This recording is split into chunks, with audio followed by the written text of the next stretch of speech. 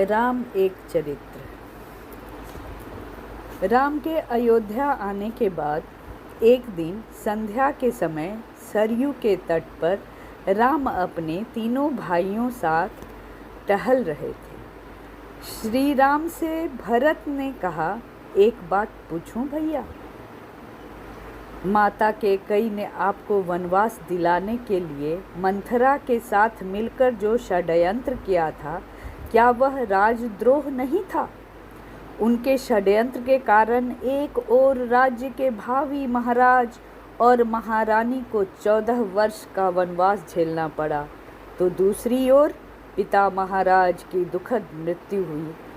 ऐसे षड्यंत्र के लिए तो मृत्यु दंड दिया जाता है, फिर आपने माता कैकेयी को दंड क्यों नहीं दिया?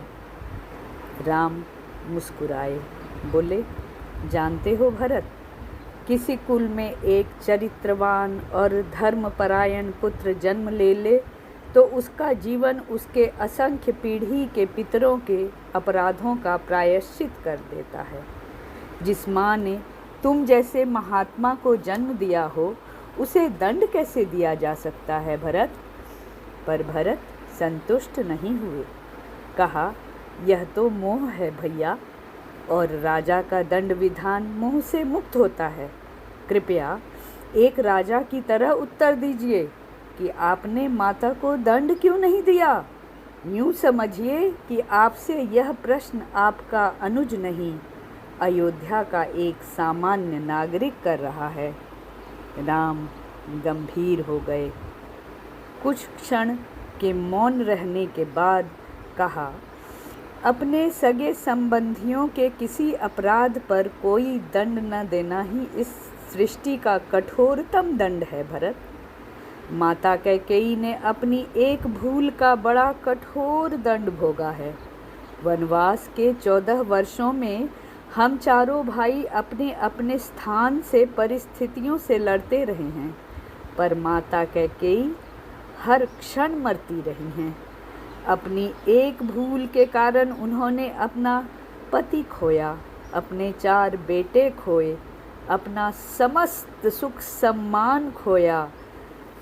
कितना तिरस्कृत हुई वो, फिर भी वे उस अपराध बोध से कभी मुक्त न हो सकी। वनवास समाप्त हो गया तो परिवार के शेष सदस्य प्रसन्न और सुखी हो गए, पर वो कभी प्रसन्न न हो सकी।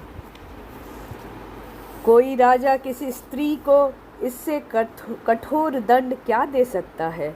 मैं तो सदैव यह सोचकर दुखी हो जाता हूँ कि मेरे कारण मेरी माँ को इतना कठोर दंड भोगना पड़ा। राम के नेत्रों में पानी उतर आया था और भरत, लक्ष्मण, शत्रुघ्न मौन हो गए थे। राम ने फिर कहा, और उनकी भूल को अपराध समझना ही क्यों भरत? यदि मेरा वनवास न हुआ होता तो संसार भरत और लक्ष्मण जैसे भाइयों के अतुल्य भ्रातृ प्रेम को कैसे देख पाता? मैंने तो केवल अपने माता पिता की आज्ञा का पालन मात्र किया था, पर तुम दोनों ने तो मेरे स्नेह में 14 वर्ष का वनवास भोगा। वनवास न होता तो यह संसार सीखता कैसे कि भाइयों का संबंध होता कैसा है? भरत के प्रश्न मौन हो गए थे।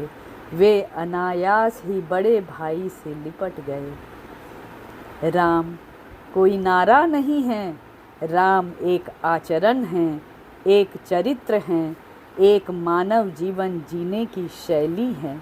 जय सिया राम, जय सिया राम।